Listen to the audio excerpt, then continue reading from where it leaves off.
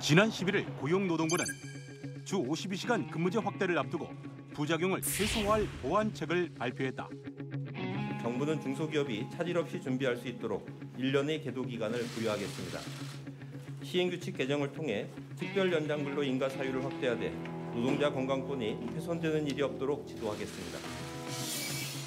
따라서 내년 1월 1일부터 50인 이상 300인 미만 사업장에도 주 52시간 근무제가 적용되지만 계도 기간 중에는 처벌이 유예된다. 또한 자연재해와 재난에 한정됐던 특별 연장 근로 인가 요건도 고장기계 수리, 대량 리콜 사태 등에 확대하기로 했다. 중소기업계는 근로감독 등의 부담이 면제되고 특별 연장 근로 요건이 보완되는 점에 환영의 뜻을 밝혔다.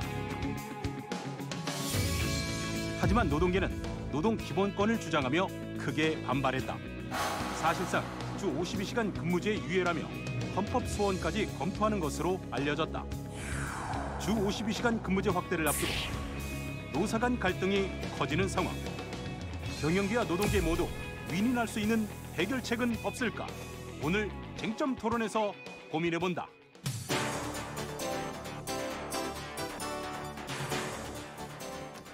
안녕하십니까. KTV 쟁점 토론 김만음입니다. 지난 11일 정부는 주 52시간 근무제 보완 대책을 발표했습니다. 시행 기한이 20일밖에 남지 않은 시점에서 현장 불확실성을 해소하고 조기 안착을 위해 조치 마련이 불가피했다고 밝혔는데요. 이에 재계는 다소 숨통이 트인다는 입장입니다. 하지만 노동계는 노동부 지침을 뒤엎는 불법 행위라면서 강력한 대응을 예고하고 있습니다. 오늘 전문가 네 분과 함께요. 양측의 입장 들어보면서 주 52시간 근무제 안착 방안에 대해서 논의해보겠습니다. 함께 하실 분들 소개해드리겠습니다. 먼저 한국노동연구원 김승택 연구위원 나오셨습니다. 어서 오세요. 네, 다음은 산업노동정책연구소 김성희 소장입니다. 어서 오십시오. 다음은 파이터치 연구원 김재현 연구실장님 나오셨습니다. 어서 오세요.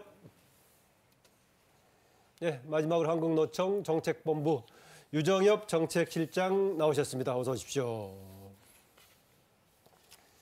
예, 오늘 토론은 유튜브와 페이스북 라이브를 통해서 생중계됩니다. 생중계 시청하시면서 소중한 의견 남겨주시면 방송 중에 소개해드리겠습니다. 궁금한 점 질문 주셔도 좋습니다. 예. 오늘 첫 번째 쟁점은 주 52시간제 보완 대책 발표했는데 그 효과는입니다. 효과 경우에 따라서 파장이라도 볼 수 있겠죠. 주 52시간제 법정 근로시간인 40시간에다가 이제 12시간 초과 근로를 제한해서 종합적으로 52시간제를 한 것인데 이번에 정부가 50인 이상 또 300인 미만 사업장에 대해서 그 적용 기간을 1년 동안 계도 기간을 적용한다라고 발표했는데 이 발표가 일단 기업은 환영하는 쪽인데 어떤 효과를 기대할 수 있을지 먼저 김수택 의원님 어떻습니까?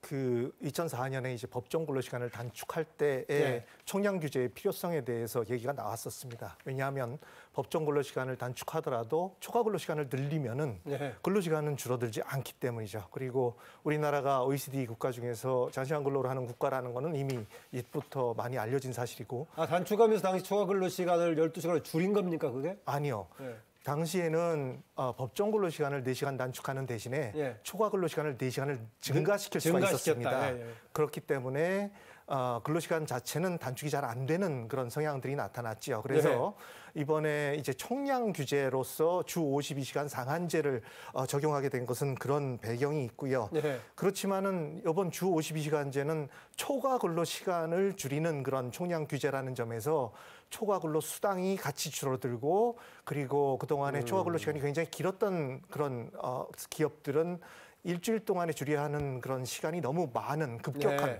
그런 어려움이 발생하게 되었습니다. 그래서 이것을 시행하는 데 있어 여러 가지 보완 조치가 필요했는데 그런 부분들에 좀 보완할 부분들에 대한 고민이 모자라다 보니까 이번에 이제 예외 허용이라든지 그리고 적응 기간의 조정이라든지 이런 부분들에 대한 그런 어떤 고용노동부의 보완 조치의 발표가 있지 않았나 이렇게 생각을 합니다. 네, 총량으로는 52시간이어도 이렇게 기본 근로시간하고 조정했던 내용이 좀 다르군요. 그러니까 초과 근로가 줄였기 때문에 근로자한 직접 가는 임금 총액은 주는 효과를 가졌다. 좀 그렇습니다. 이게 법정 근로시간 단축을 할 때는 그때 임금 보전을 어떻게 할 것인지 한 얘기가 굉장히 많이 나왔었습니다. 네. 근데 이번에는 초과근로 시간을 줄이는 거기 때문에 임금 보전이 아니고 초과근로 시간에 따른 수당이 감소하는 부분이라서 네. 그 부분에 대해서는 보전을 어떻게 할지에 대한 의논도 부족했던 것도 사실입니다. 네, 이번 조치에 대한 기대 얘기하고 있습니다. 김재현 실장님.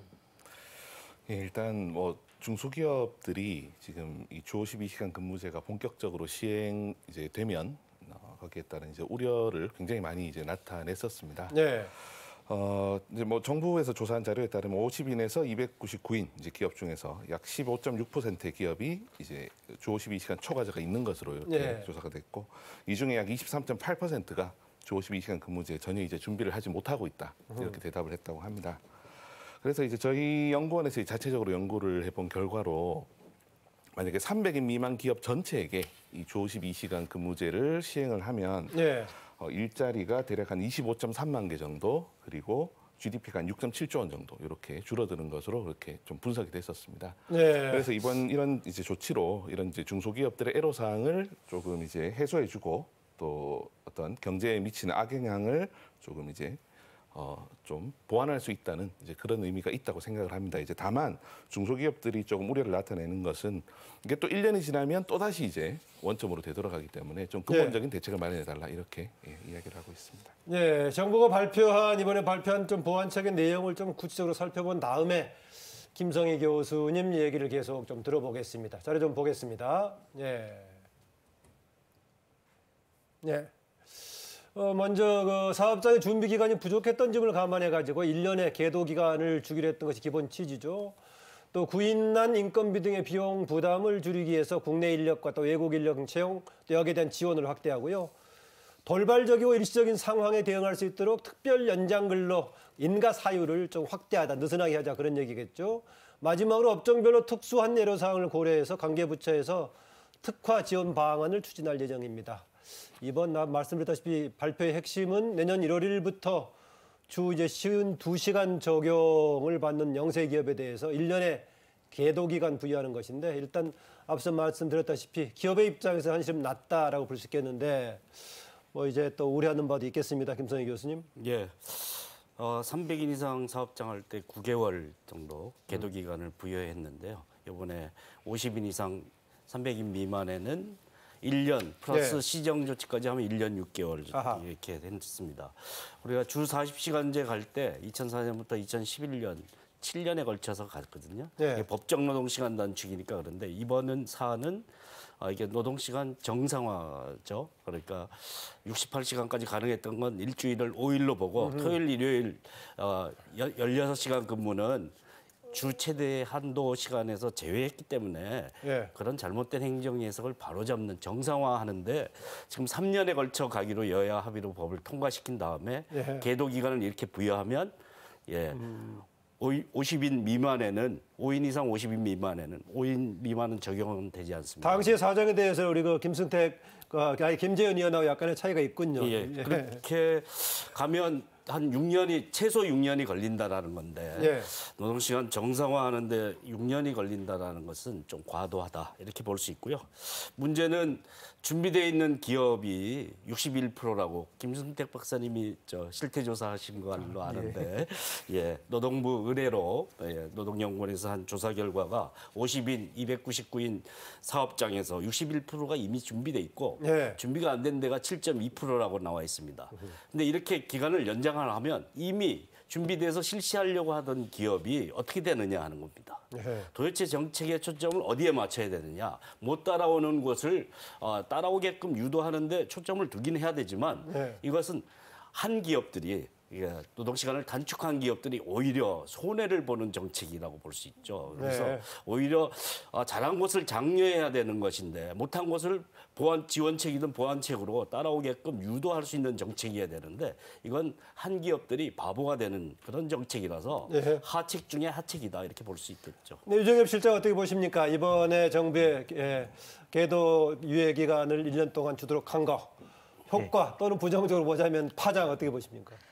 예, 지금 주 52시간 상한제죠. 예. 이것은 사실상 우리 기업이 적정 고용을 하지 아니하고 사실상 장시간 노동을 통해서 저임금 사업장에서 장시간 노동을 통해서 생산성을 메워온 것에 대해서 이를 노동시간 정상화를 통해서 제대로 된 적정 노동을 하고 인간다운 삶을 보장하겠다라는 취지인데 네. 이건 사실 이 역사적 그런 아까 정부 잘못된 행정 해석에 대한 맥락을 말씀하셨는데 이런 것처럼 이것을 고치면서 동시에 좀 시행하는 거, 차별 없이 시행하는 게 굉장히 중요한 것이었습니다. 그런데 이번에 특히 이제 특별 연장 근로 인가제도 같은 것들을 실시하면서 네. 사실상 정부가 그동안 이 사회 재난, 자연 재난과 같은 긴급한 상황에 한해서 특별한 사정이 있는데 허용해 주던 특별 연장 근로를 사실상 긴급한 경영상 이유, 굉장히 긴급한 고장이나 어떤 물량 증가나 이런 거는 굉장히 사업장에 자주 일어나는 일인데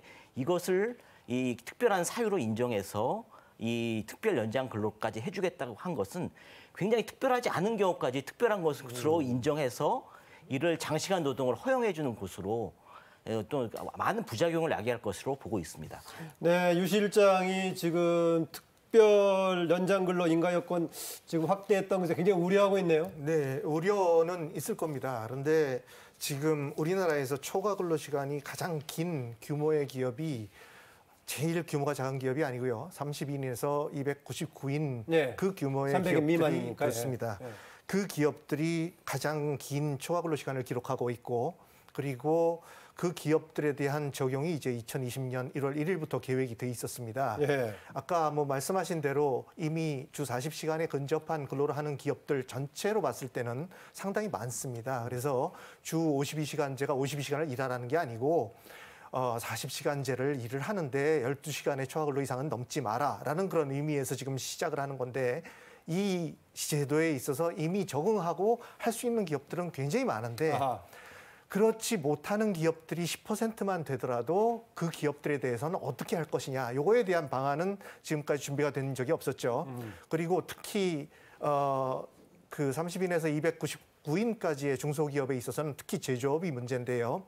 원하청 관계의 하청에 있는 기업들 같은 경우에는 이것이 주문이 내려왔을 때에 주 52시간제를 해야 되기 때문에 우리가 시간이 좀 더 필요합니다라는 그런 교섭을 할 만한 거래 능력이 있는 기업들이 좀 적습니다. 예. 그리고 1년 내내 52시간 이상 일하는 게 아니고 어느 기간에 갑자기 일이 밀려가지고 52시간을 좀 넘겨야 되는 그런 경우들이 발생할 수 있는데 예. 그런 경우들에 대한 그 원청 측의 변화는 없는 상태에서 하청 측에서 이것을 좌우할 수 있는 그런 부분이 여력이 없다. 그래서 네. 그 부분에 있어서는 이런 부분들이 좀 조정이 될 수 있는 시간이 필요하다는 얘기들을 그동안에 계속해 왔고요. 네. 그리고 지금 특별 연장 근로 같은 경우에는 이게 뭐 무한대로 장시간 근로를 할 수 있는 걸로 악용이 돼서는 곤란하겠죠. 그런데 기업들이 정말로 어려운 사정이 있을 경우에만 허용하는 것으로 만약에 운영을 한다면 네. 그러면은 이것을 뭐 계속해가지고 뭐 10년, 20년 가자는 게 아니고 한시적으로 운영을 하고 그동안에 우리가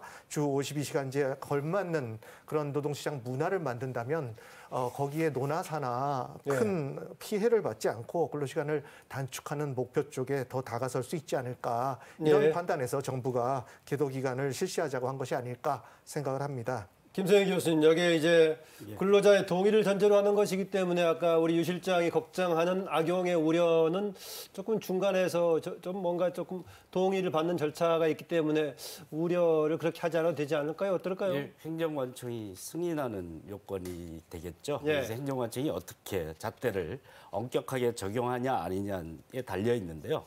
사실은 노동시간에 관련해서 근로감독이 제대로 이루어진 적이 없습니다. 누가 신고를 해서 위반이다라고 제소를 할 경우에는 그게 감독이 나갈 수밖에 없지만 행정관청이 주체로 해서 먼저 시작한 적은 거의 없다라고 할 수 있어서 이게 제도를 만들어놨는데 시행을 안 하면 어떻게 되겠습니까? 그러니까 그 요건이라는 게 명확하지 않아서 또 법의 위임 범위를 넘어서는 거죠. 사회적 재난이나 자연 재난에 적용하는 것인데 중소기업 입장에서 원청의 갑작스러운 물량 요구는 재난과 같은 사태지만 그 입장에서 그랬지만 모든 사회에서 국민들이 그걸 인식할 수 있게 그걸 재난에 준하는 사태라고 인식하기는 어렵지 않습니까? 네. 그걸 이제 어떤 잣대를 명확하게 적용할 것이냐에 대한 명확성의 요건도 문제가 있고, 그다음 특별 연장 근로 제도를 준용하는 것은 사실 특별 연장 근로를 규정하고 있는 근로기준법의 위임사항을 넘어서는 과도한 행정 해석이라는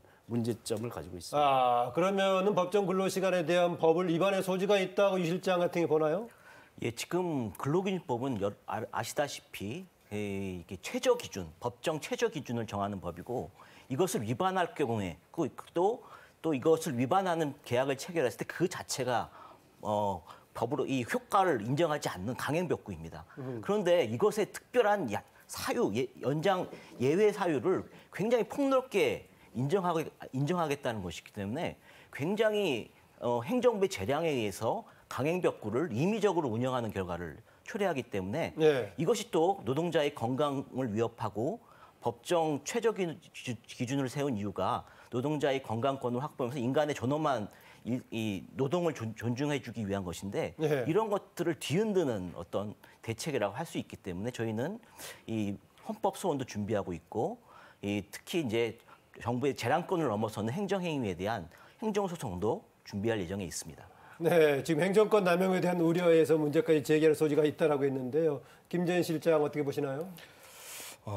이제 일선 그냥 기업들의 의견을 말씀을 드리면 아까 사실 김성희 교수님께서 하신 말씀이 사실 일리가 있다고 봅니다. 이게 명확하지가 않은데 오히려 기업들 같은 경우 명확하지 않기 때문에 이거를 주긴 주는데 쓸 수 있겠느냐 이렇게 지금 생각하는 쪽이 오히려 더 많은 실태입니다.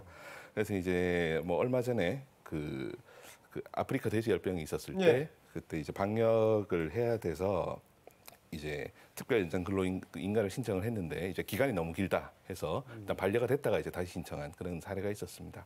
그러면 이제 기업의 입장에서는 경영상 사유를 어떻게 입증해야 하며 또 기간이 뭐 자기들이 필요한 기간이 있는데 이게 길다고 다시 돌아오고 이렇게 하는 사이에 물량이 끊겨버리면 이건 또 누가 책임지겠느냐 이렇게 얘기를 하는 상황인 거죠. 그래서 사실 어떤 이게 이제 중소기업들에게 분명히 도움이 될 겁니다. 일단 어떤 경영상 사유를 참작할 수 있는 이제 그런 어떤 그 폭을 열어준다면 도움은 될 텐데 뭐 법적인 문제를 차치하더라도 이게 실질적으로 도움이 되려면 정부에서 좀 명확한 기준을 만들어야 하지 않을까 이렇게 말씀을 드리고 싶습니다. 사실 그 근로기준법을 그대로 두고 사실 이 정부는 사회 재난 시에만 이를 허용해 주는 쪽으로 운영하다가 법을 개정하지 않은 상태에서 시행 규칙만 바꿔서 행정 지침으로 또 이를 폭넓게 인정해 주겠다는 것은 이 아까 말씀드린 법이 위임한 범위를 훨씬 벗어나고 운영되는 거기 때문에 심각한 나중에 이 법을 다시 운영하고자 할 때 다시 돌아가기 힘들어집니다. 다시 이 본래 의미로 돌아가기 힘들어지고 최근에 이미 시행 규칙이 개정되기 이전에도 지난 박근혜 정부 10년 이명박 정부, 박근혜 정부 10년 동안에 연 7, 8건 정도밖에 없었어요. 그런데 지금은 이미 800여 건을 허용해 줬습니다. 법 개정 이전에 벌써 이미. 이건 굉장히 제도를 남용하고 있다는 것을 단적으로 보여주는 사례라고 할 수 있습니다. 특별 연장 근로하고 지금 탄력 근로자하고 좀 맞물렸으면 어떻습니까? 별개의 문제입니까? 이게 맞물린 것처럼 얘기를 하지만 사실은 별개의 문제입니다. 탄력적 근로시간 제도는 계절적으로나 또는 시기적으로 주기가 있어서 명확하게 그때 일이 몰리는 경우에 일정 기간은 일을 좀 많이 하고 일정 기간은 일을 좀 적게 하는 방식으로 접근을 할 수 있는 게 예상이 될 때 사용할 수 있는 제도고요.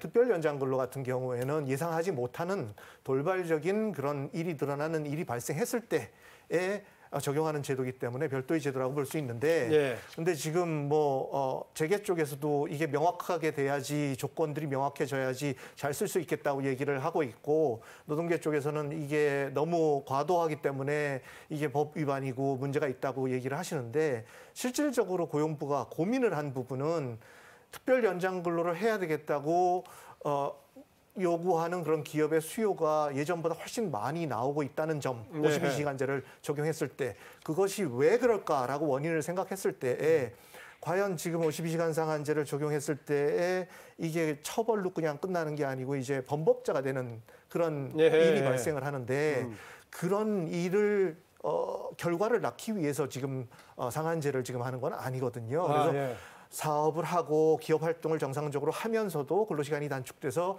노동자들은 건강권을 보장받을 수 있는 방향으로 가는 동안의 과정을 도대체 어떻게 할 것이냐라는 부분에 있어서의 그런 고민이 지금 이 계도기간부에 담겨 있지 않을까 합니다.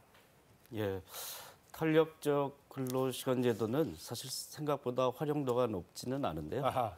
늘렸다가 언젠간 줄여야 되고 사실은 예측 가능한 규칙적인 변경이라서 사전에 확정을 해놔야 되는 문제가 있죠. 그래서 기업들이 이제 그때그때 필요에 따라 늘렸으면 좋겠다 이런 요구를 부응하기 위해서 특별 연장 근로 요건을 확대한 것인데 예.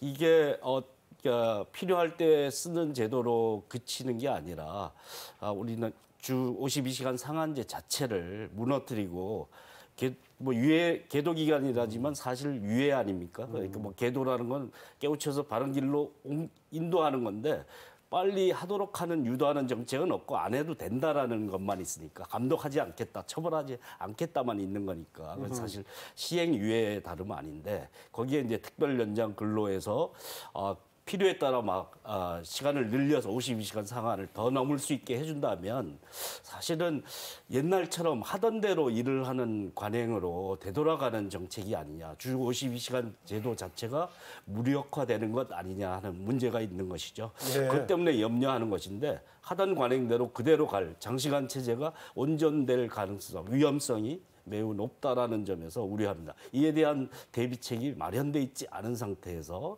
이런 요건 완화만 이루어지고 있다라는 점이 염려하는 것이죠. 네, 아까 초반에 우리 김승택 의원께서 이제 추가 근로 시간을 아까 단축했던 얘기 하지 않았습니까? 그럼 결과적으로 저임 근로자들이 그동안에 상당 부분들이 그 근로 시간 늘려서 이제 보충을 해왔었는데 이게 점차로 엄격하게 적용되면은 실질적인 임금이 줄어드는 부분은 어떻게 지금 보완할 것인가 이런 게 과제 아니겠습니까? 유정엽 실장님. 예, 그렇기 때문에 특히 300인 이상 사업장은 어느 정도 이 사업장의 재정 상황도 괜찮고 네. 또 사업주 지불 여력도 있습니다. 그런데 이제 300인 미만 사업장 같은 경우는 이 노동자들의 임금 자체가 기본급은 작고 장시간 노동을 통해서 실질 임금을 보존받는 형식으로 돼 있기 때문에 굉장히 임금 감소 우려가 크고 이 사용자의 또 지불 여력도 부족할 수가 있습니다. 네. 이렇기 때문에 정부는 제도 자체를 이게 시행을 미루기보다 이 중소기업에 대한 인건비를 지원하고 시설 개선이나 일터 혁신을 지원하는 지원책에 초점을 맞춰야 되는데 지원책은 손을 놓고 있다가 갑작스럽게 제도 시행을 앞두고 제도 자체의 시행을 미루겠다. 특별 연장을 통해서 더 옛날처럼 그보다 더 일할 수 있게 해주겠다. 이런 잘못된 정책 신호를 보내는 것은 실질적으로 이 정책 자체를 포기하다는 의미로 현장에서는 받아들일 우려가 크고 실제 저희 산하 사업장에서 노사 간의 교섭이 잘 진행되다가 이 때문에 교섭이 지연되거나 중단되고 이런 사례가 속출하고 있는 것이 문제라고 할 수 있습니다. 그러니까 우리 유정엽 실장은 지금 52시간제 근무에 대한 후속적인 뭔가 정책적인 보완책이 없이 다시 거꾸로 돌아가는 거다. 예. 그렇게 보시네요. 그렇게 보십니까?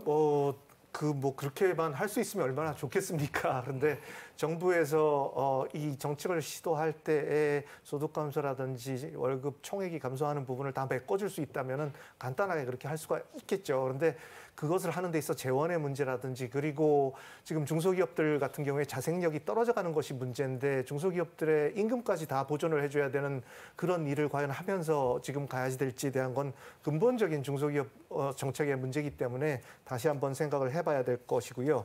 이게 케이스 바이 케이스이긴 하겠습니다만 지금 가장 어려운 부분은 임금 보존을 할 수 있는 역량을 가진 그런 기업들은 그렇게 어렵지가 않습니다. 네. 그런데 시급 위주의 저임금 근로자들이 많이 몰려 있는 그런 회사들 중에 저수익 그런 사업장들이 많이 있습니다. 네. 근데 저수익 사업장들 같은 경우에는 정부에서 지금 그 지원하는 고용지원금인 임금 보존을 할 때 도와주는 그런 제도가 일자리 함께하기 지원금이 있는데요. 네. 그것을 하기 위해서는 그 사업장에서 임금 보존을 하겠다는 그런 의사가 있을 때에 거기에 대해서 고용 지원을 하는 제도입니다. 그래서 임금 보존을 할 수 있는 능력이 우리는 없다라는 사업장에는 지금 지원이 사실 없는 사각지대로 지금 남아 있습니다. 네. 그래서 지금 유 실장님이 말씀하신 것처럼 지금 이 근로시간 단축과 소득의 유지가 되는 게 어느 정도 같이 가야지 되는데 사각지대로 남아 있는 부분은 준비가 안 돼 있는 상태에서 실시를 하면 어떻게 될까요? 그러면 아무 대책이 없지 않습니까? 그래서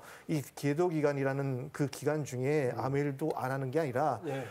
기존은 정부에서 유지하되 그렇죠. 지금 좀 대비를 계도 기간을 두고 하자. 준비가 되지 않은 부분들을 지금 보완하고 노사정이 그것을 준비하는 기간으로 갖는 기간으로 가져야지만 되는 그런 시점이다. 지금 이렇게 판단이 돼서 이것에 대한 법적 논의는 이제 다른 데서 이제 하게 되겠지만은 이것을 당장 실시했을 때 발생하는 그런 어떤 파장을 생각했을 때는 지금 계도 기간의 필요성에 대해서 저는 필요하다고 생각을 합니다. 네, 김재현 실장님. 우선 이제 계도 기간 같은 경우에 과거로 돌아가지 않겠는데 이제 그런 부분들은 정부가 조금 체크를 해야 될 거라고 생각을 합니다. 그래서 네. 현재 정부에서 여러 가지 좀 근로 시간을 단축을 시키면서도 생산성을 높일 수 있는 그런 이제 지원을 생산성에다가 임금 보전 문제도 있겠고요. 예, 물론 임금 보전 문제도 있긴 합니다만은 만약에 이걸 임금을 지금 계도 기간을 부여하지 않고 그 임금을 보전해 준다. 그러면 우리 저희 그 최저임금을 급격하게 올렸을 때 사실 정부가 일자리 안정자금을 지급을 했지 않습니까? 네, 예. 지급을 했는데도 불구하고 사실 현장에서는 별로 효과가 없었거든요. 똑같은 결과가 나타날 수 있는 거죠. 정부는 돈을 이제 준다고 주는데도 불구하고 중소기업들은 그걸 보전해 주긴 충분하지 않고 그리고 또 이제 정해진 근로자들이 그 돈을 받아서도 역시 충분하지 않는. 그래서 결국은 이제 사업장은 사업장대로 그 운영이 어려워지고 이제 또 근로자들은 근로자대로 또 만족하지 못하는 그런 상황이 올 수 있는 거죠. 그래서 우선 계도 기간을 주면서 이제 천천히 중소기업들이 좀 적응할 수 있도록 정부에서 적극 지원하는 게 더 바람직하지 않을까 하고 생각합니다. 네, 쟁점 토론 계속해서 다음 쟁점으로 넘어가겠습니다.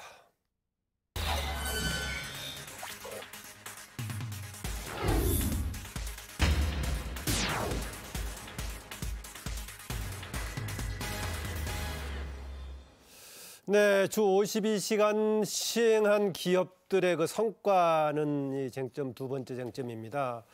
근로시간 단축에 대한 논의는 상당히 오랫동안 있었죠. 그랬다가 2018년에 이제 법정 근로시간이 당시에 68시간이었나요? 그랬다가 이제 쉬운 2시간으로 이렇게 줄었는데 통과되면 여러 가지 이제 본격적으로 시행이 되고 지금 유예 여러 가지 계도 얘기가 나오고 있습니다만은 그동안에 줄어든 만큼 앞서 얘기 나왔다시피 소득 감소 문제라든가 생산성 문제라든가 계속 논란이 있는데 어떻습니까? 이후에 시행 이후에 김성희 교수 그동안의 자료들도 많이 나왔을 건데 어떻습니까?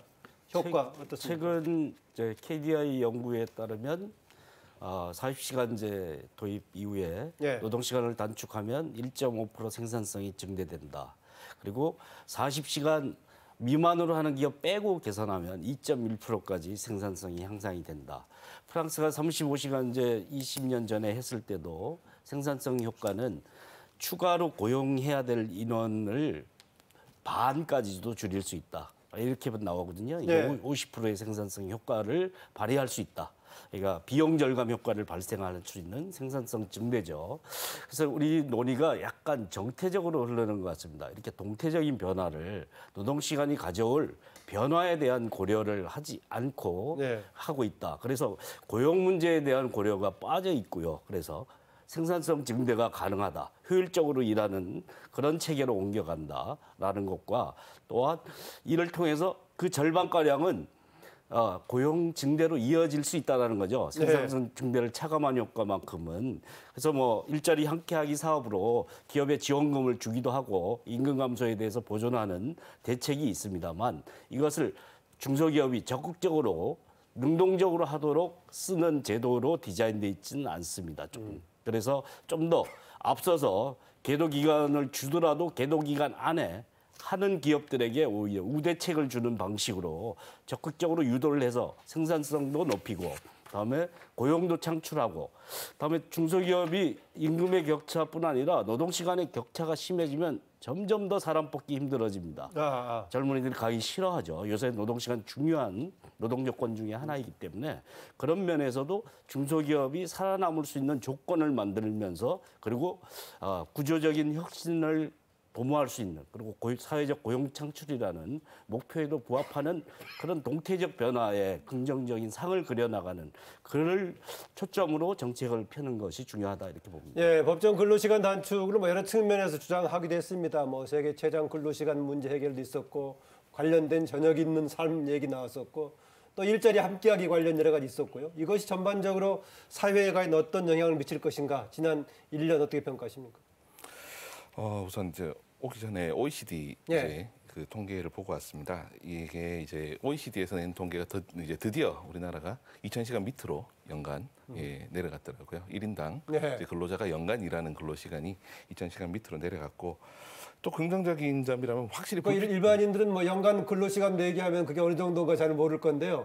OECD와 비교했을 때 어떻습니까? 2,000시간 미만 내려갔다. 근데 이제 OECD 통계에서 예. 이렇게 이제 제안을 하고 있습니다. 이게 국가 간의 자료 출처가 다르기 때문에 국가 간 비교는 적합하지 않다. 이렇게 이야기를 하고 있고요. 그래서 한 국가 안에서 이 추이를 비교하는 것은 가능하다. 이렇게 이제 그럼 제안을 하고 법정 있습니다. 이게 그 근로시간이 쉬운 2시간으로 52시간으로 단축된 이후에 이전과 비교는 어느 정도 차이가 나는 겁니까? 한 약 1%에서 2% 정도 예. 추가로 전년 대비로 줄어든 이제 수치입니다. 예. 그래서 이제 그렇게 근로 시간이 실질적으로 줄어들고 그리고 또 그 추가 근무 불필요한 야근이라고 할까요? 예, 그런 예. 게 사회적으로 확실히 이제 줄어든 효과는 긍정적으로 평가를 할 수 있겠다 이렇게 보이고요. 예. 다만 이제 좀 이제 부정적인 효과라고 하면 이제 중소기업들이 지금 인원 뽑기가 되게 어렵지 않습니까? 예. 김선희 교수님께서 말씀하신 대로. 근데 이제 대기업에서 이 주 52시간 근무제에 대응을 해야 되니까 중소기업 인력을 빼가는 겁니다. 그래서 중소기업들은 가뜩이나 지금 인력 뽑기가 어려운데 기존에 있던 인력까지 지금 대기업으로 계속 이동하고 있는 거죠. 이런 지금 어려움도 겪고 있다고 얘기를 합니다. 네, 뭐 이제 방송국 주변에 보면은 예전에 비해서 식당들이 조금 문을 일찍 닫긴 합니다. 근로시간이 상대로 짧아져서 뭐 그런 점도 있긴 한데 어떻습니까, 유정엽 실장님? 사회적인 여러 가지 환경이라든가 생활에 끼친 변화 같은 건 없었습니까? 예, 아까 또 OECD 통계 말씀하셔갖고 좀 부연 예, 말씀드리면 그러십시오. OECD 같은 경우 지금 뭐 2,000시간 미만으로 줄였다고 하는데 사실상 지금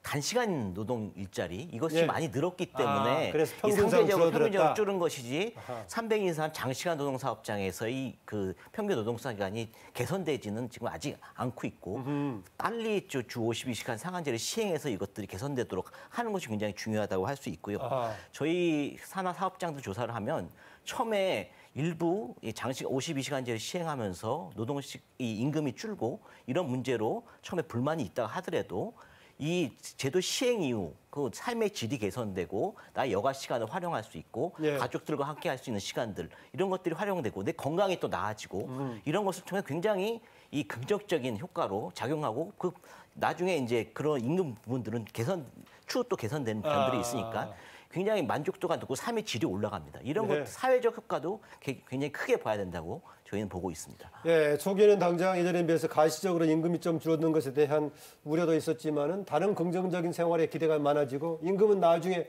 보완할 기회도 있을 것이다 이런 얘기를 하고 있습니다. 예, 그 일반적인 효과부터 좀 잠깐 말씀드리고 예, 예. 싶은데요. 근로자의 근로 시간이 줄어들고 여가 시간이 늘어나면 삶의 질이 향상되는 건 사실입니다.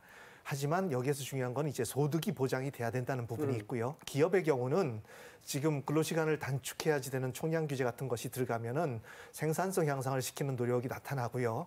그러면은 근로자들 입장에서는 일을 더 집중해서 해야 되는 그런 네. 스트레스가 있을 수가 있습니다. 아하. 그렇지만은 기업 입장에서는 생산성 향상이 많이 되면은 그동안의 물량을 그대로 유지할 수 있기 때문에 큰 문제가 없습니다. 그렇지 못한 경우에는 생산량을 줄이게 되고 이게 경제 성장에 악영향을 미칠 수도 있습니다. 그래서 어느 방향이 가야 될지는 그 기업들이 처한 상황에 따라서 다르고요. 그리고 아까 김 실장님이 산출물 감소에 따라서 고용이 감소한다는 얘기를 했는데 그거는 일반적인 그런 연구 결과는 아니고요. 예. 근로시간이 단축되면은 채용은 증가하는 것이 대부분입니다. 그렇지만은 그때에 만약에 경기가 침체하는 상황과 연결이 되게 되면은 그런 증가 추세가 잘 나타나지 않는 상황으로 연결이 돼서 예. 지금 뭐 근로시간이 2,000시간 밑으로 내려갔다고 해서 저희가 좋아할 이유는 별로 없고요.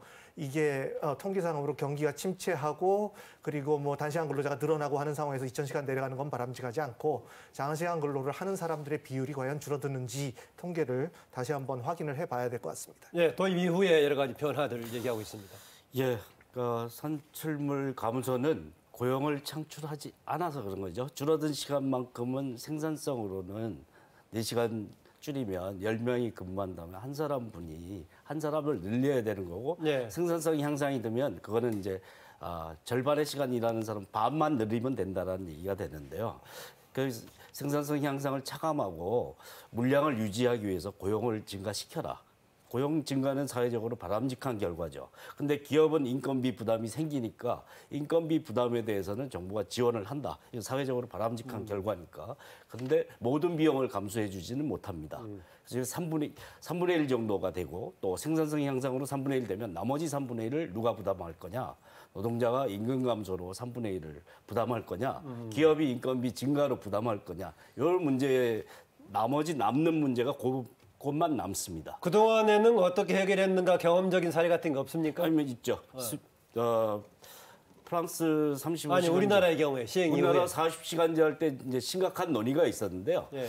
이 시간을 지나면서 임금 증가분 매년 임금 증가분이 있는데 예. 이 임금 증가분을 좀 낮추고 임금은 보존하는 이런 동태적인 기여를 하는 방식이 가장 많이 쓰인 것이다 이렇게 볼 수 있습니다. 예. 그래서 그렇게 모든 비용을 다 부담해야 되는 것은 아니고요. 그것의 3분의 2는 다 부담될 수 있는 방향이 나와 있기 때문에 그 작은 부분에 대해서 어떤 사회적 해법을 찾느냐. 바람직한 사회적 해법 아닙니까? 노동시간 줄이고 지나친 긴 노동시간 줄이고 고용 창출을 하고 예. 그 비용 부담은 최소화시키고 이런 방법이 있다라는 것이죠. 지금 네. 김 교수님이 말씀하신 부분이 이번 주 52시간 상한제에서는 지난번 법정 근로시간제보다 훨씬 더 중요합니다. 왜냐하면은 법정 근로시간 단축하면서 돈이 좀 있으면 그냥 초과 근로시간 늘리고 사람 채용 안 하고 초과 근로수당을 더 주면 되는 방식으로 접근을 할 수가 있었는데 주 52시간 상한제는 그렇게 갈 수가 없습니다. 예, 예.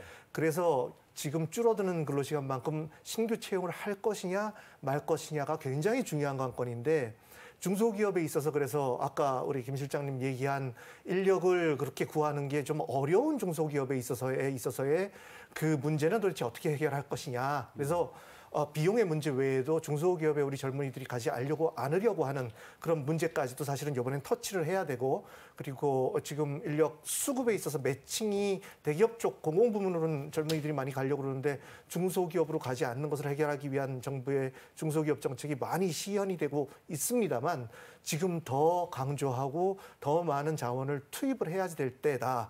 주 52시간제와 이것이 같이 가야 된다. 이렇게 말씀을 드릴 수가 있겠습니다. 네, 김재현 실장. 좀 이제 원론적인 말씀을 네. 좀 드리고 싶은 게 사실 중소기업들이 지금 이제 중소기업으로 좋은 일자리를 구하기 힘들다. 이게 근본적인 해법은 결국은 중소기업이 성장을 하는 겁니다. 네. 그러면 지금 대기업으로 가려고 하는 인재들이 왜 대기업으로 가겠느냐? 결국 대기업이 많이 성장을 했고 그래서 그 성장에 대한 과실을 근로자들에게 나눠줄 수 있기 때문이죠.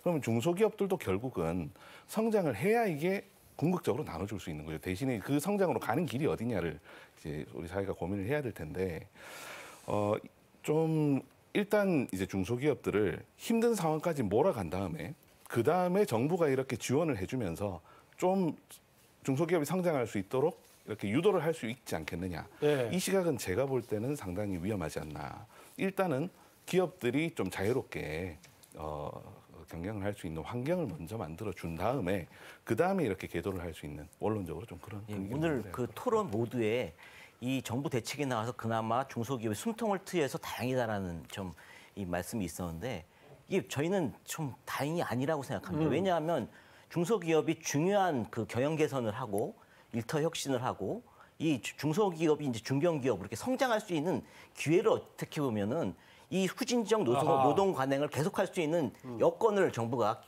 다시 빌미를 줌으로써 이 더 늦춰지게 만드는 결과라고 할 수 있고요. 지금 이런 것들을 사실 이 주 50일 상한제가 지난 이명박 정부, 박근혜 정부부터 이미 시행하려고 하다가 입법을 못하고 못하고 그렇게 늦어진 겁니다. 계속 늦춰지기만 하면 이런 우리나라의 청년 노동자들이 가지 않는 중소기업의 후진적 노동 관행을 개선할 수 있는 기회를 계속 잃어버리게 되는 것이라고 볼 수 있습니다. 상당히 뭐 견해가 아주 뭐 좀 대비되십니다. 뭐 일부는 공통되고 일부는 대비가 되는데요. 후진적인 그런 관행은 반드시 바꿔야 됩니다. 그런데 후진적인 관행을 바꾸는데 법제도 바꾸고 지원해주고 당장 바꿀 수 있다라는 그런 견해와 시간을 두고 이것이 생태계가 변화하는 그런 시간을 가지면서 변화해 가도록 유도를 해야지 그렇게 단실 내에 바뀌지 않는다라는 견해 대비가 있는 것이지 최종 목표에 있어서는 그렇게 견해 차이가 있는 것 같지 않습니다. 그리고 이제 그 방향에 대해서 지금 보완책이 그렇게 유도를 하고 어쨌든 시간을 더 주긴 하지만 바른 방향으로 유도를 하는 정말 계도 기간의 의미를 갖느냐에 대해서 계도 기간의 의미보다는 그냥 뒤로 미룬 것에 불과하다라는 그런 견해 차이가 있을 수 있습니다. 네, 뭐 종합적으로 봤을 때 어쨌든 간에 최근에 보면은 중소기업들 뭐 이른바 코리안 엑소더스 뭐 이런 얘기도 하던데 밖에 베트남 이런 데로 가서 이제 빠져나가는 주로 이제 노동 집약적인 중소기업들이 주로 그런 경향이 있다라고 하는데 이런 현상을 그쪽 노동 쪽에 이제 활동을 하고 있는 우리 이정엽 실장 어떻게 보고 있습니까? 근데 이제 좀 오해가 있는 것 같습니다. 왜냐하면은 마치 베트남이 이 장시간 노동을 아주 자유롭게 허용하고 있는 나라인 양 오해를 하고 있는데 꼭 베트남만이 아니라 베트남 등 얘기한 겁니다. 예, 근데 아시다시피 통계에서도 알 수 있듯이 우리나라만큼 장시간 노동을 그렇게 심하게 한 나라가 거의 없고요. 아하. 그리고 베트남 같은 경우도 제가 들은 게 30시간을 초과할 수가 없고 연으로 했을 때는 일반 업체에서는 연간 200시간을 초과할 수 없게 돼 있어요. 그걸 52주로 나누게 되면 사실상 52시간을 초과하지 못하게 하고 있다는 거. 그러면은 뭐 그러면 그쪽으로 뭐 코리안 엑소더스는 어떤 다른 요인입니까? 아니면 그거 자체가 잘못된 진단입니까? 일단 베트남에 이런 데 인건비가 인건비 싸죠. 싸다. 싸는 것이 있는데 장시간 노동을 위해서 글로 나간다. 이거는 좀 사실관계 자체를 잘못 오해하고 있는 것이라고 할 수 있고. 오히려 그쪽에 나가면 우리나라보다 장시간 노동하기 힘들 겁니다. 그렇기 때문에 우리나라가 다른 진짜, 차원의 문제다. 저임이 배경이다. 뭐 이렇게 얘기합니다. 뭐 그렇게 볼 수 있죠. 그러니까 순서가 어떤 거가 먼저이냐에 따른데 일단은 임금 차이가 있는 것이 먼저라고 저도 네. 생각을 하고요. 하지만 임금 차이가 있는 데다가 이제 근로시간에 있어서의 규제라는 것이 정해졌을 때 베트남 얘기를 하신 거는 결국은 우리처럼 일주일 단위로 52시간을 재는 게 아니고 거기는 일정 기간 동안에 평균에서 52시간을 지키면 되는 것이거든요. 예, 그래서 자연스러운 탄력 근로가 되겠군요. 예. 자연스러운 탄력 근로라고 할 수 있을지 아니면은 조금 더 유연한 제도를 갖고 있는 것이라고 할 수 있을지 사실 그 특별 연장 근로 같은 경우에도 전체 총량이라든지 아니면은 일주 총량이라든지 이런 데 있어서 일정한 상한을 정해놓고 하면은 아까 말씀하신 우려가 좀 줄어들 수 있는 부분은 있지 않을까 이렇게 생각을 하는데 어느 정도는 유연한 부분이 어떻게 적용이 될 것이냐에 대한 고민도 같이 해봐야 되지 않을까 싶습니다. 네. 최근에 이제 제조업 중소기업들이 굉장히 한국을 많이 빠져나갔습니다.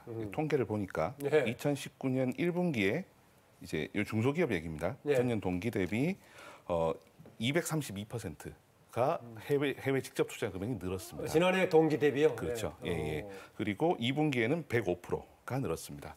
그러면 이게 왜 그럴까를 생각해 보면 방금 말씀 맞습니다. 인건비 때문일 겁니다. 이게 인건비 때문에 나가는 게 맞는데 지금 주 52시간 그러니까 근로시간 단축 제도를 실시하면 어떻게 되냐면 이게 자연스럽게 시장 흐름에 맞게 근로시간이 줄어든다면 임금의 급격한 상승이 없습니다. 그런데 네. 만약에 그 시장의 흐름보다 더 빠른 근로시간 단축을 하면 노동 공급이 줄어들기 때문에 임금이 올라가게 됩니다. 이제 그 중소기업들이 이거를 이제 걱정한다고 볼 수 있는 거죠. 거기에 대한 우려 때문에 그 해외로 많이 나가고 있다. 이렇게도 볼 수 있을 것 같습니다. 사실관계에 있어서 52시간 상한제 때문에 이런 일이 늘어났다. 해외 진출이 늘어났다. 이 얘기는 저는 완전히 소설이라고 생각이 들고요. 그런데 왜 최근에 이게 많이 더 부각이 됐죠? 그거는 팩트를 확인하지 않는 보수 언론의 보도 행태 탓이다. 이렇게 단정적으로 얘기할 수 있습니다. 사실은 이게 우리나라가 해외 진출하는 데 있어서 이렇게 되면 모든 기업이 다 나갔어야 되죠.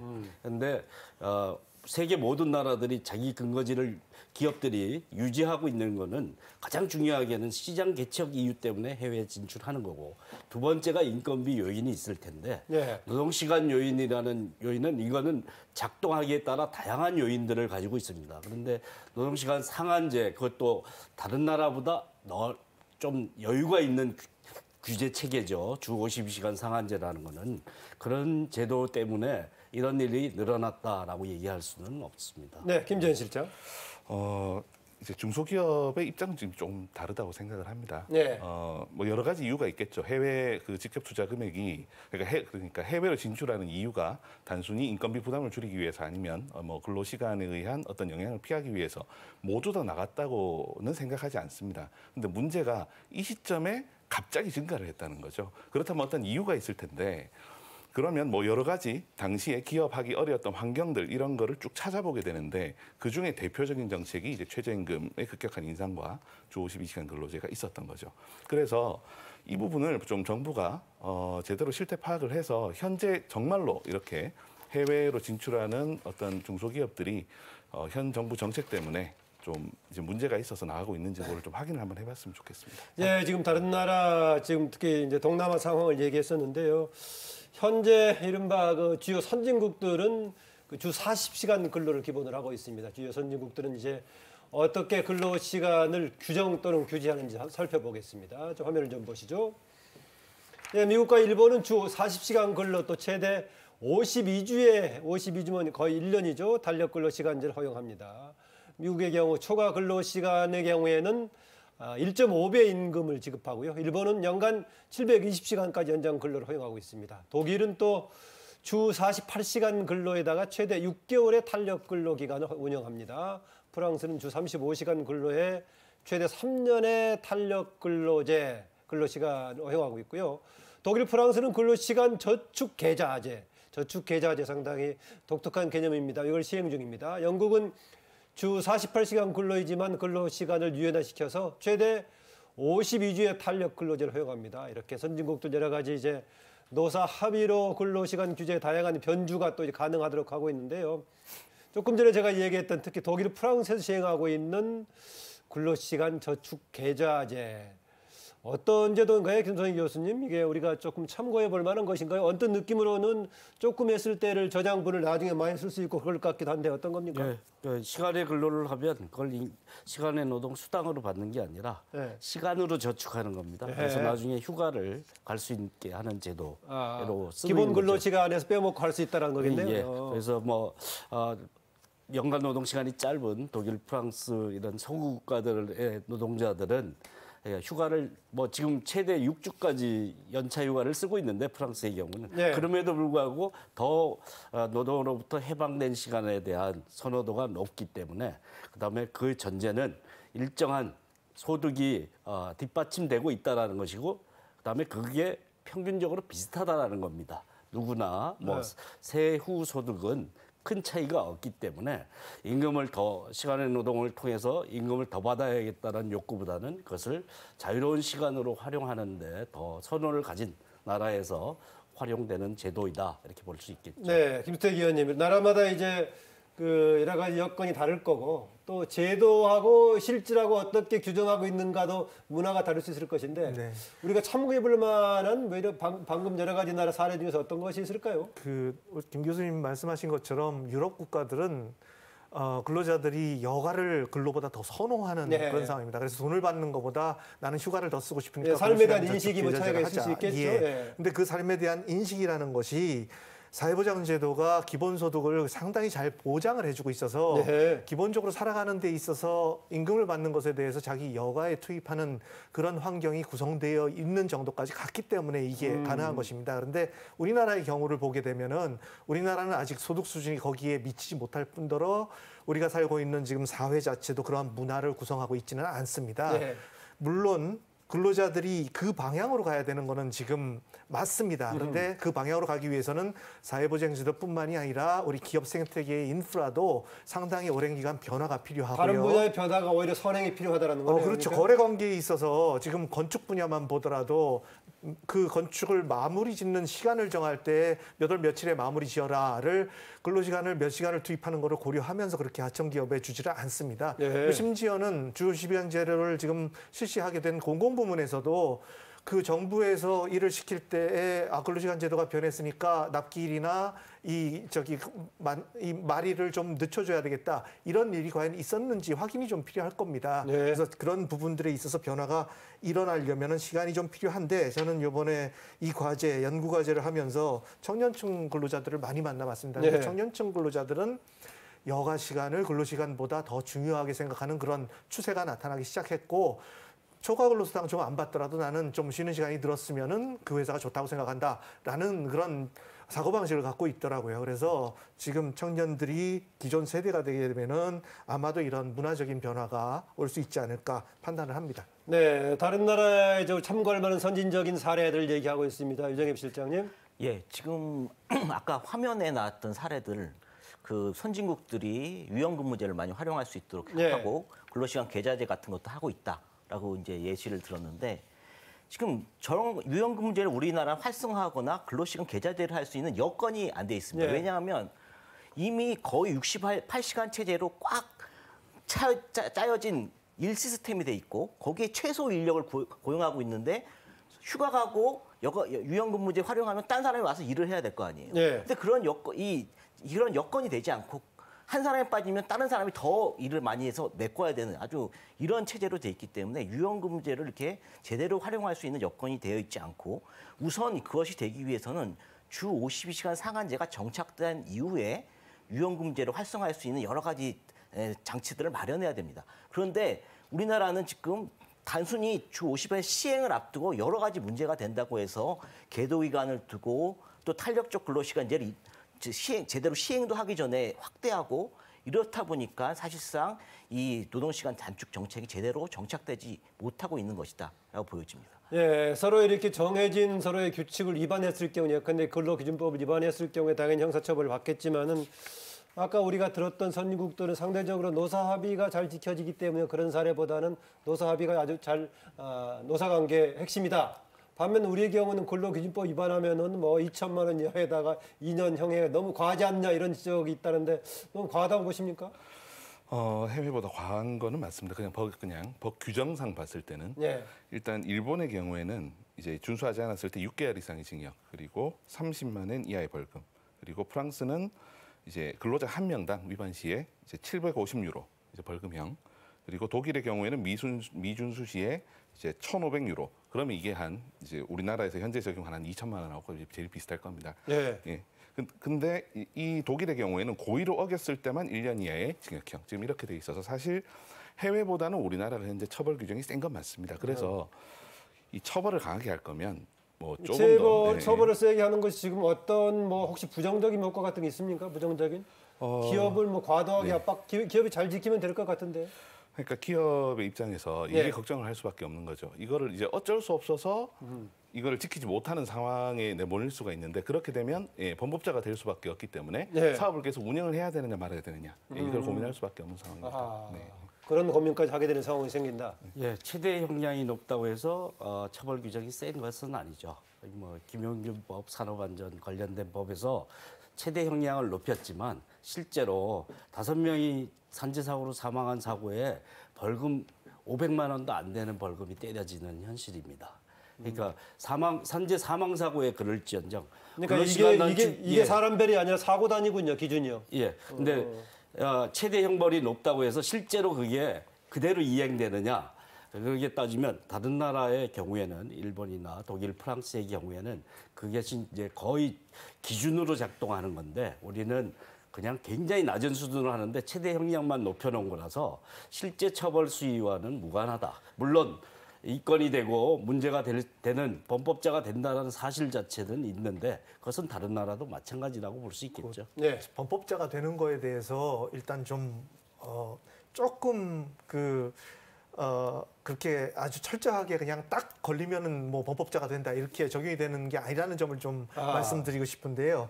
이게 잘 안 지켜지니까 형사처벌처럼 강력한 그런 징벌 규제가 사실 들어간 겁니다. 그래서 잘 지켜야 되는 게 먼저고 두 번째는 이제 근로감독관이 이런 것을 발견하게 되면은 그걸 개선할 수 있는 시간을 줍니다. 그래서 그 사이에 잘못된 제도가 있으면 개선을 하고 또 뭐 돈을 안 준 게 있으면 주고 그러면은 그것을 해결할 수 있는 그런 유예되는 기간이 있기 때문에 그냥 걸리면 그 자리에서 처벌을 한다 이렇게 생각들은 안 했으면 좋겠습니다. 네, 유정엽 실장. 지금 뭐 그 형벌이 가혹하다 이런 얘기도 나오지만 우리나라에서 근로시간을 위반했다고 해서 사업주가 처벌 받은 사례가 거의 없습니다. 실제로? 네, 실제로 없고 검찰이 이거와 고발도 안 합니다. 일단 아까 말씀하신 것처럼 근로감독관이 자율시정 권고 같은 거 하고 그 가운데서 일부 좀 개선되고 나면 또 넘어갑니다. 그렇기 때문에 사실상 저희가 68시간 체제에 있을 때에도 거의 처벌된 사례가 없고 제가 아는 뭐 70시간을 넘는 사업장도 거의 처벌된 사례가 없고 이런 상황에서 기업에서는 지금 주 52시간제를 시행하고 계도 기간 주고 특별 연장 근로 준다 그러니까 또 그렇게 별로 강하게 할 생각이 없구나 정부가 이렇게 받아들이는 사례가 많습니다. 예, 일단 뭐 기업들이 최대한 자발적으로 지키는 게 먼저겠죠. 네. 먼저겠는데 이제 이런 부분을 말씀을 드리고 싶은 겁니다. 기업들이 자발적으로 그럼 지킬 수가 없는 상황에 직면했을 때는 어떻게 해야 되느냐. 그러니까 지금 만약에 그 특별 연장 근로를 1년 동안 이제 뭐 특별 연장 근로를 허용을 하고 또 유예 기간을 1년 동안 허용을 해주는 기간이라면 사실 범법자는 나올 이유는 없죠. 이런 계속 조금 여유를 준다면. 근데 이게 만약에 적용도 엄격하게 되면서 형벌도 엄격하게 된다. 그러면 좀 문제가 있지 않을까라는 말씀을 드리는 겁니다. 예, 쟁점 토론 오늘은 주 52시간 근무제 안착 방안에 대해서 논의하고 있는데요. 쟁점 토론 유튜브와 페이스북 라이브를 통해서도 같이 생중계하고 있습니다. 여기에 지금 의견 남겨주신 분들이 있는데 잠깐 살펴보고 토론 이어가겠습니다. 올리비아님의 의견입니다. 근로시간 단축도 중요하지만 시간 외 수당을 정당하게 지급하는 제도도 필요합니다. 맨날 야근해도 초과 근무 수당은 받아본 적이 없네요. 실제로 좀 그런가 제가 질문 한번 드려보겠습니다. 다음은 피아님의 의견 또 추가로 소개하겠습니다. 인건비 부담이 높아지면 결국 대기업 하청 공장이나 중소기업들은 저렴한 인건비를 찾아서 해외로 갈 텐데 그럼 오히려 노동자들의 일자리가 더 없어질까 봐 걱정이 되기도 합니다. 아까 저희들이 논의했던 그 코리안 엑소더스 관련 얘기였었는데요. 김선희 교수님, 실제로 그 초과 수당을 이렇게 근로수당을 못 받는 경우도 흔합니까? 예, 뭐 공짜 야근이란 말이 직장인들 사이에 유행어로 돼 있죠.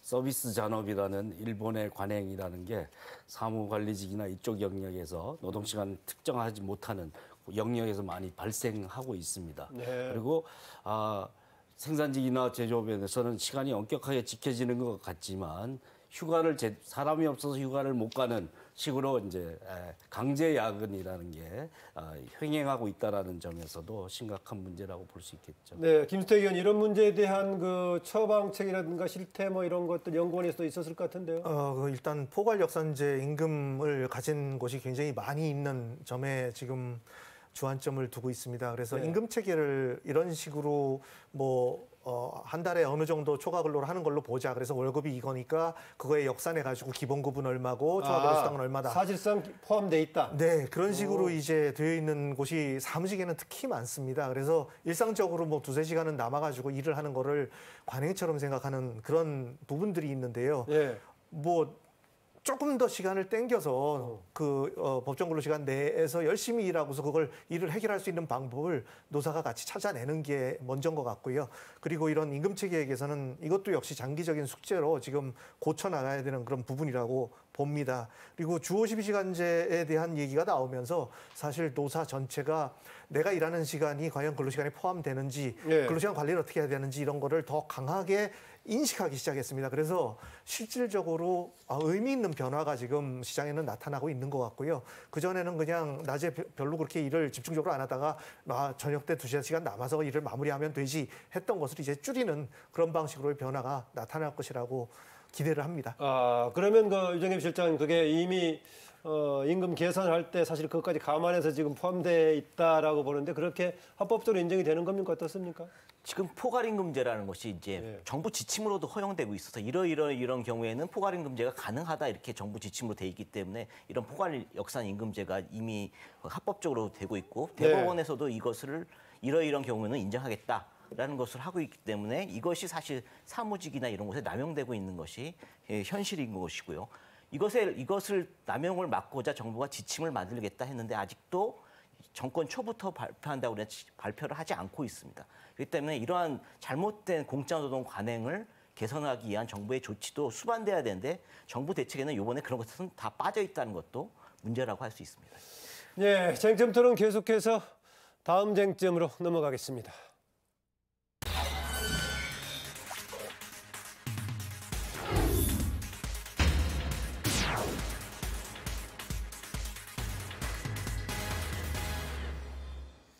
네, 오늘 쟁점의 마무리인데요. 쉬운 2시간 52시간 근무제 안착하려면 이런 이제 마지막 정리를 할 것 같은데요.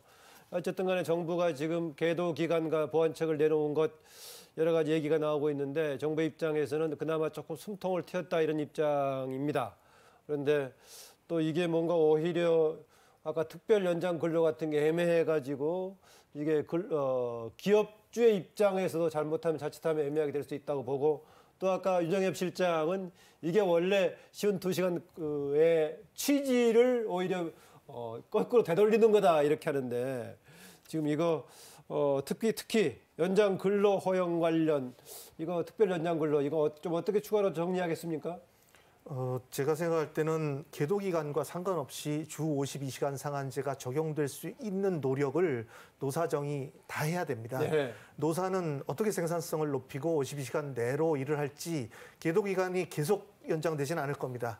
언젠가는 끝날 것이고 주 52시간 상한제를 지키지 않으면은 법을 위반하는 그런 상황이 언젠가는 올 겁니다. 그렇다면은 그 시점이 돼서 또 연장해야 될라 이런 얘기를 하기보다는 이 계도 기간 동안에 노사가 근로시간 관리 측정, 그다음에 생산성 향상, 뭐 기계 배치를 어떻게 할 것이냐 이런 거를 고민을 해서 그것을 따라갈 수 있는 노력을 해야 되고요. 그리고 정부의 노력이 중요한데 지금 특별 연장 근로가 재계도, 노동계도 다 불만인 그런 상황에서 예. 더 명확하게 그리고 특별 연장 근로를 뭐 굉장히 긴 시간 동안 할 수 있도록 허용하지 않을 것임에 틀림없는 것 같이 저는 생각을 하는데 특별 연장 근로를 주더라도 어느 정도의 제한을 할 것인가 52시간제로 가는 그런 중도 다리로 삼을 것인가 그리고 그 기간 동안에 소득 보전에 대한 지금 대책이 없었는데 소득 보전 대책은 어떻게 할 것인가 등등 정부가 그동안에 논의를 하고 하지만 결말을 지으지 못한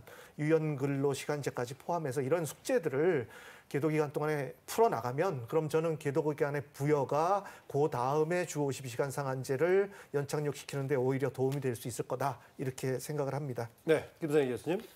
예, 중소기업의 계도 기간 주는 것 자체를 되돌리기는 힘들어졌습니다. 300인 이상이 이미 계도 기간을 줬는데 중소기업이 안 줄 수는 없으니까 예. 그건 전제로 하고 얘기를 하자면 하는 기업 잘하게 하는 방식으로 쓰여야 된다. 네, 그래야겠죠. 조기단축 지원제도로 설계를 다시 해야 된다라는 것이고요. 그래서 중소기업 따라갈 수 있게끔 이미 한 기업들이 손해를 보지 않고 할 수 있도록 하는 그런 제도로 만들어야 되고요. 소득 감소에 대한 지원책이 있습니다. 그런데 그 기업들에게 임금을 보전할 경우에 기업에게 주는 지원금 제도로 돼 있거든요. 그래서 약간 우회 지원 제도라서 문제가 생기죠. 기업들의 의지에 달려 있는데 그것을 촉진할 수 있는 방안들을 보완책으로 좀 만드는 게 필요하다고 생각합니다. 네. 특별 연장 근로는 이게 법 위반 소지가 상당히 다분하다고 봅니다. 그래서 이렇게 시행령으로 자꾸 법을 초월하는 그런 제도를 만들면 나쁜 습관이 든다고 생각이 들고요. 이게 아니라 다른 나라 법전은 근로시간에 관한 규정이 굉장히 세세하고 복잡합니다. 왜냐하면 다양한 경우의 수를 대비해서 그에 맞는 제도 설계를 합니다. 그 법으로 만들어져야 됩니다. 그러니까 충분한 수기를 거쳐서 그게 허용돼야 될 타당한 이유를 가지고 해야 되는 것이지. 지금 중소기업들이 52시간제 안착하는데 힘들다고 해서 그에 맞춰서 급박하게 내놓는 대책으로 만들어내면 안 되고 세세한 규정으로 어떤 경우에 어떻게 예외를 허용할 것인지에 대한 세세한 규정을 법으로 만들 것으로 방향을 바꿔야 된다 이렇게 봅니다. 네, 김성희 교수, 아까 유정엽 실장도 지금 행정권 남용 내지 좀 행정소송 여지까지 했는데 입법기관인 국회에서는 여기에 대한 견해 없습니까? 모법에 비춰봤을 때 이게 넘어섰다라는 그런 견해 같은 거 있습니까? 지금 입법부는 지금 이런 주 52시간 상한제 이런 게 별로 관심이 없는 것 같고 예. 선거법 개정에만 관심이 많은 것 같아갖고 예. 그리고 이제 그냥 말씀을 드리면 네.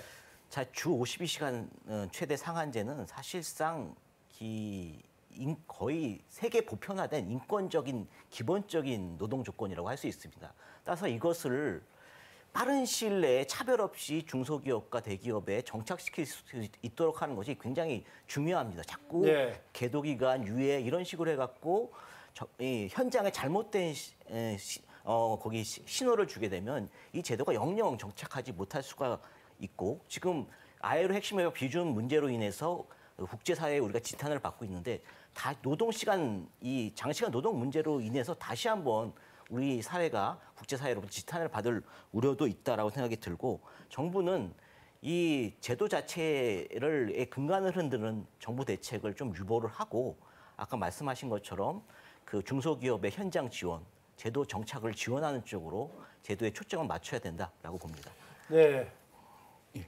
아까 뭐 OECD 사실 그 근로시간 얘기가 한번 잠깐 나왔었는데 이게 뭐 사실 우리나라 OECD 근로시간이 줄어든 걸 뭐 크게 뭐 평가를 할 거냐 평가를 하지 않을 거냐의 문제는 자체하고 그 OECD 우리나라 그 근로시간 자료가 2008년부터 있습니다. 예. 2008년부터 2017년까지 그러니까 주 52시간 근무제가 시행되기 전까지 그때 이 근로시간의 감소율을 계산을 해보면 이게 9.43%가 감소를 한 겁니다. 10년 동안.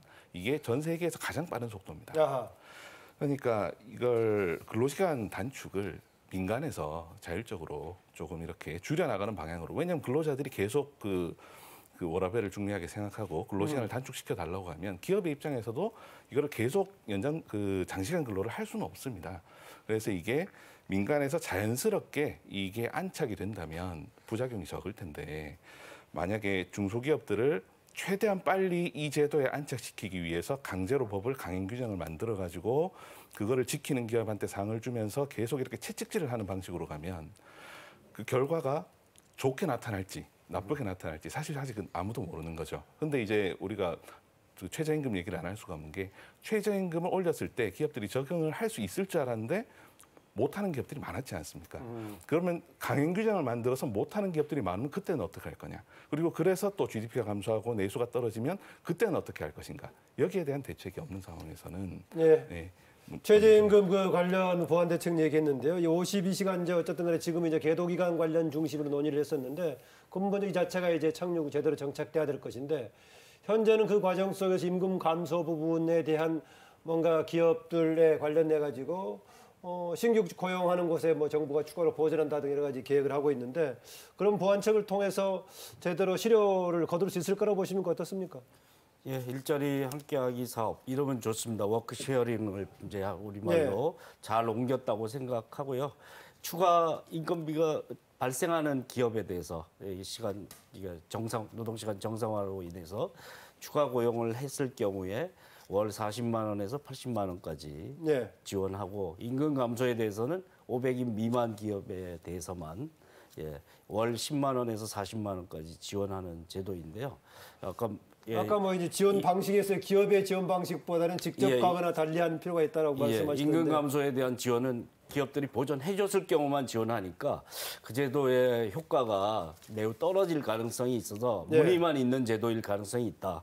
근데 추가 고용을 유도를 해야 되는데 이걸 그대로 버티려고 그러면 안 되고 그러면 옛날 관행대로 그대로 하겠다라는 얘기가 되니까 추가 고용을 유도하기 위한 지원금 제도가 있는데도 불구하고 왜 잘 안 되느냐에 대해서 그것을 예산을 한 2배 가까이 내년도에 늘리기는 했는데 실제로 집행이 잘 안 될 가능성이 있다라는 점에서 기업에게 추가 고용을 통해서 일자리를 골고루 같이 나누는 데 있어서 좀 더 사회적인 그런 사회적으로 바람직한 유익한 결과를 내는 데 대한 적극적으로 동참을 요구를 할 필요가 있다고 생각합니다. 이것은 채찍이 아니라 사실은 당근을 주면서 이렇게 유도하고 있는 방향이라고 볼 수 있겠죠. 네, 경배 일자리 함께하기 사업 얘기하고 있습니다. 김석희 교수님 말씀하신 것처럼 제도가 지금 있는데 사각지대가 하나가 있는 것이고요.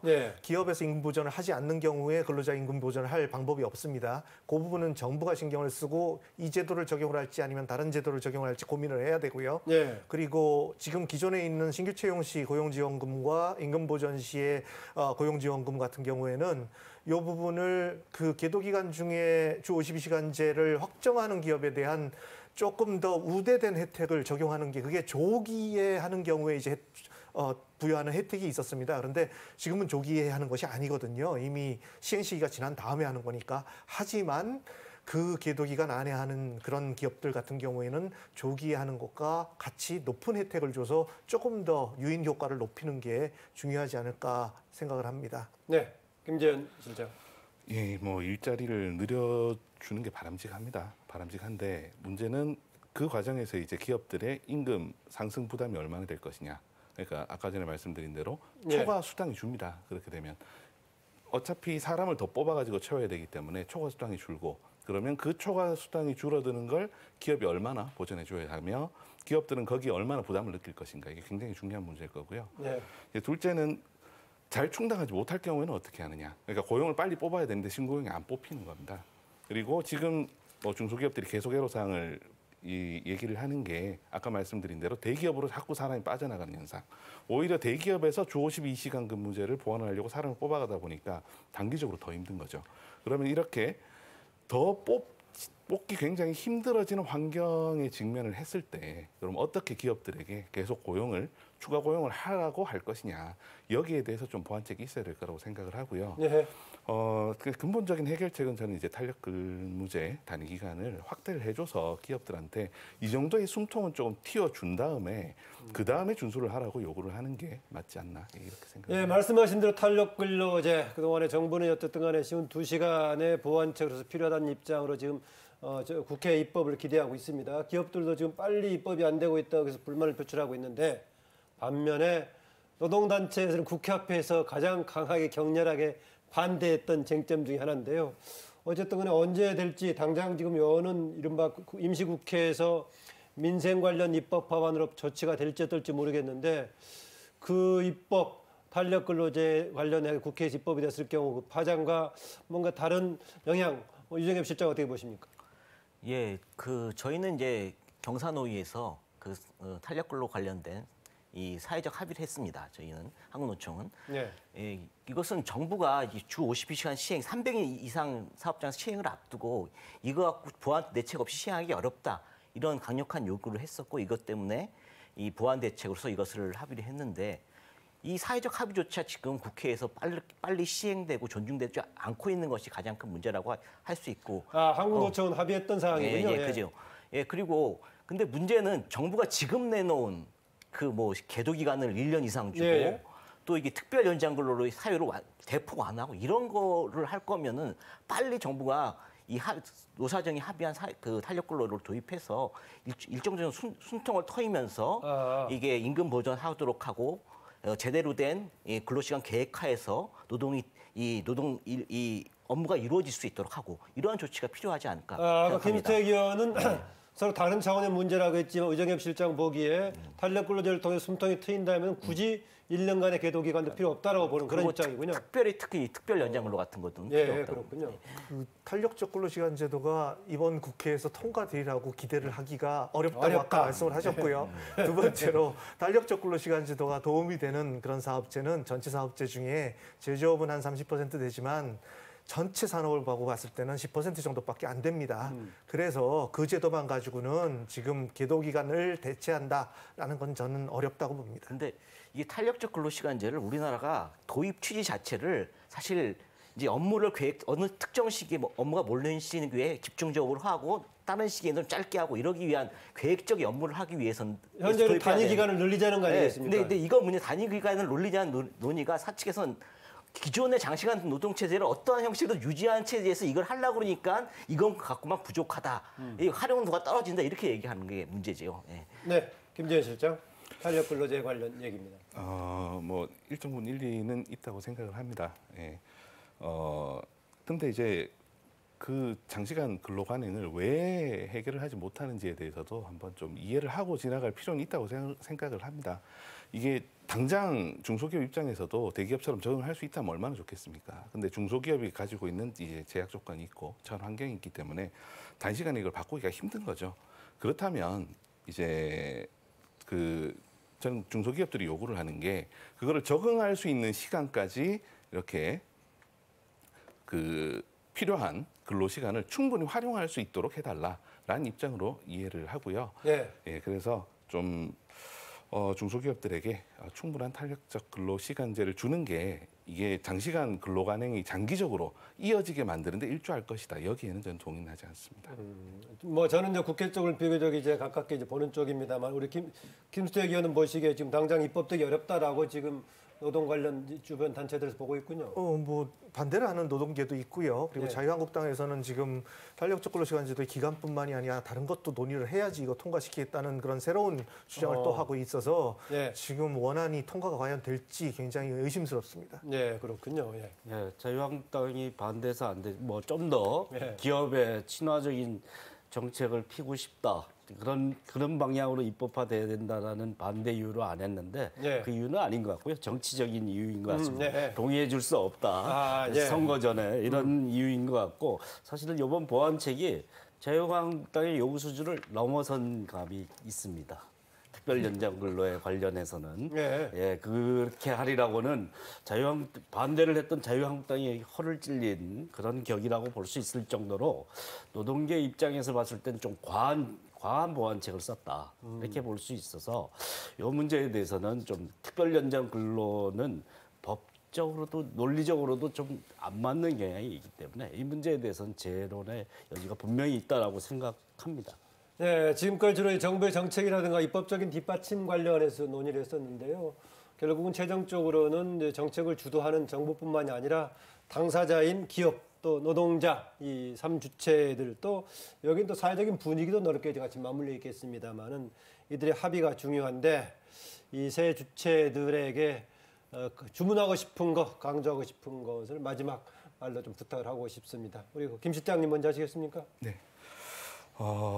뭐 사실 이게 원론적으로 할 수 있는 이야기가 노사정의 협력에 의해서 이 문제가 하루빨리 해결이 돼야 된다고 일단 말씀을 드릴 수밖에 없을 것 같습니다. 네. 그리고 게다가 이제 제가 처음 이 발언 기회를 얻어서 조금 더 원론적인 말씀을 드릴 수 있을 것 같긴 합니다만, 네. 그래서 좀 일단 노동계 쪽에서 이제 중소기업의 현실을 조금 더 이해를 해 주십사 하고 이거를 요청을 이제 그 사측에서도 드릴 필요가 있다고 생각을 하는 게 네. 이제 현재 이제 계속 그 현 정부에서 중소기업을 통한 혁신을 강조를 하고 있지 않습니까? 그럼 중소기업이 혁신이 되려면 물론 이제 노동계의 그 말씀처럼 이 노동 생산성을 근로시간을 줄이고 노동 생산성을 굉장히 빨리 늘려서 중소기업이 성장을 할 수 있다면 얼마나 좋겠습니까? 근데 그렇게 이제 시장 환경이 조성이 돼서 그렇게 될 수 있다면 좋은 거지 이걸 정부에서 강제할 수 있는 건 아니라고 생각을 하거든요. 그래서 그러면 이 현재 이제 혁신과 성장의 주축이 되어 달라고 계속 요구받는 이 중소기업들이 네. 처하고 있는 현실 이 부분들을 이제 노측에서 조금 이해를 해주셨으면 좋겠고 그리고 사측에서는 또 노측에서 요구하는 굉장히 장시간 근로로 인해서 힘들어하는 부분들이 분명히 있을 겁니다. 네. 이 부분을 관행이라고 생각하지 말고 이 부분에 대해서도 이해를 해줄 필요가 있고 정부는 좀 더 양측을 잘 조율하기 위해서 좀 더 중재 노력을 기울일 필요가 있지 않나 이렇게 생각합니다. 네, 김재원 실장은 중간 토론 과정에서도 우리 중소기업의 성장을 굉장히 강조해 주셨는데 역시 마무리에서도 그렇게 해주신 것 같습니다. 유정엽 실장. 예, 한국노총 산하 사업장들이 거의 85%가 중소기업들입니다. 네. 사실 많은 인력난을 겪고 있어요. 그것은 가장 큰 이유가 뭐냐면 인력난은 구인난입니까? 예, 그죠. 예, 새로운 청년 노동자들이 안 들어온다는 거죠. 왜냐하면 장시간 노동, 저임금 이것이 개선되지 않냐면 중소기업의 미래는 사실 없다고 보여지고요. 네. 이 노동시간 단축 정책 사실 이 정부 들어 갑자기 추진된 거 아닙니다. 그 정부부터 했던 것이고 이 정부는 입법을 비로소 한 것인데 이것의 법 시행의 일관성, 정책의 일관성을 유지해야지만 정책의 효과를 거둘 수 있다고 보여지고요. 이 정책의 일관성을 유지하면서 중소기업을 적극적으로 지원하는, 대폭적으로 지원하는 정책을 피고 그리고 중소기업의 일터 혁신을 지원하는 사업을 통해서 사실상의 노동시간 단축 제도가 정착될 수 있도록 하는 것이 대단히 중요하다고 보여집니다. 네, 김승택 의원. 저는 뭐 미래를 내다볼 때에 근로시간 단축이 되는 부분은 당연히 가야지 되는 부분이라고 생각을 하고 지금 유 실장님 말씀하신 것처럼 젊은 세대가 이제 우리 경제의 주 인력으로 등장할 때쯤 되면은 장시간 근로를 하는 곳에는 정말 안 가려고 그럴 겁니다. 예. 임금보다도 시간이 더 중요하다라고 얘기를 할 것이기 때문에 지금 바꿀 기회가 있을 때에 체제를 바꾸는 그런 부분들이 진행이 되어야 된다라고 말씀을 드리고 싶고요. 그리고 정부 쪽에는 주 52시간제에 대한 취지라든지 뭐 이런 부분들은 다 좋습니다. 그런데 문제는 이걸 추진하면서 고려해야 될 바를 너무 고려하지 않고 시작을 했다. 아까 김성희 교수님 말씀하신 것처럼 유럽 같은 경우에 그렇게 짧은 시간을 일하자고 규제들을 갖고 있지만은 어떤 부분은 예외다. 이런 부분에 있어서는 다시 고려한다. 이런 부분은 노사가 얘기를 해서 예외로 할 수 있다라는 그런 구체적인 사안들이 굉장히 많이 있습니다. 그런데 그런 부분들이 준비가 안 된 상황에서 지금 시작을 하면서 계도기간이니 특별연장 근로니 하는 얘기들이 지금 논쟁이 되고 있습니다. 그래서 향후에 노동정책을 할 때는 전후좌우의 어떤 파급 효과가 나타날지를 좀 잘 고려해서 그 부분에 대한 대책을 가지고 실시를 하는 그런 방향이 바람직하다. 이렇게 말씀을 드리고 싶습니다. 네, 김성희 소장. 예, 우리가 언제까지 이렇게 장시간 노동 해야 되는 건지 네. 묻지 않을 수가 없습니다. 개발도상 국가도 아니고 산업화 초기도 아닌데 이렇게 살인적인 장시간 노동의 나쁜 습관으로부터 벗어나야 되는 거고 기업들도 이런 나쁜 관행, 그 익숙한 나쁜 습관은 버리기가 어렵듯이 나쁜 관행을 쉽게 단절을 하지 못하는 것을 과감히 이번 기회에 한번 단절적으로 변화가 필요하다 이렇게 생각합니다. 이제까지 그만큼 적은 인원으로 장시간 노동시켜서 이득을 봤던 것을 사회적으로 환원시켜야 된다 생각을 합니다. 장시간 노동은 우리 사회의 재앙이지만 이걸 지금 고용 문제가 심각한데 이를 풀 수 있는 중요한 계기로 활용할 수 있다라고 생각하고요. 그런 어떤 좀 긍정적인 미래를 그리는데 이 정책을 활용하는 것이 매우 중요하다고 생각합니다. 네, 오늘 쟁점 토론 지난 11일에 정부가 발표했던 52시간 근무제 보완 대책 이 발표를 계기로 해서 우리의 52시간 근무제가 안착되기 위한 과제와 방안은 무엇인가 네 분과 함께 했습니다. 의정엽 실장, 또 김성희 교수, 김성택 의원님, 또 김 실장님 네 분 수고하셨습니다. 예, 감사합니다. 감사합니다. 지난해 처음 시행한 주 50시간 근무제, 저녁 있는 삶과 또 이 삶을 제공하고 일과 가정생활을 양립할 수 있도록 하는 그런 거였습니다. 과로 사회에 오명을 탈피할 수 있는 기대도 생겼습니다. 그러나 아직 현실에서는 중소제조업을 중심으로 경영이 어려워지고 또 기대했던 만큼 일자리 찾기도 조금 쉽지 않습니다. 정부가 발표한 주 52시간제 보완책은 이런 행정적인 차원에서 경제 상황을 또 고려한 조치였습니다. 이젠 국회에서 노동시장 유연화를 위한 근로기준법 개정이 이룰 필요가 있습니다. 늦었지만 마지막까지 지금 20대 국회가 얼마 남지 않았는데요. 20대 국회에서 여야 협치의 산물로 노사 상생의 민생 해법, 민생 관련된 입법을 기대해 보겠습니다. 쟁점 토론 오늘은 여기서 인사드리겠습니다. 고맙습니다.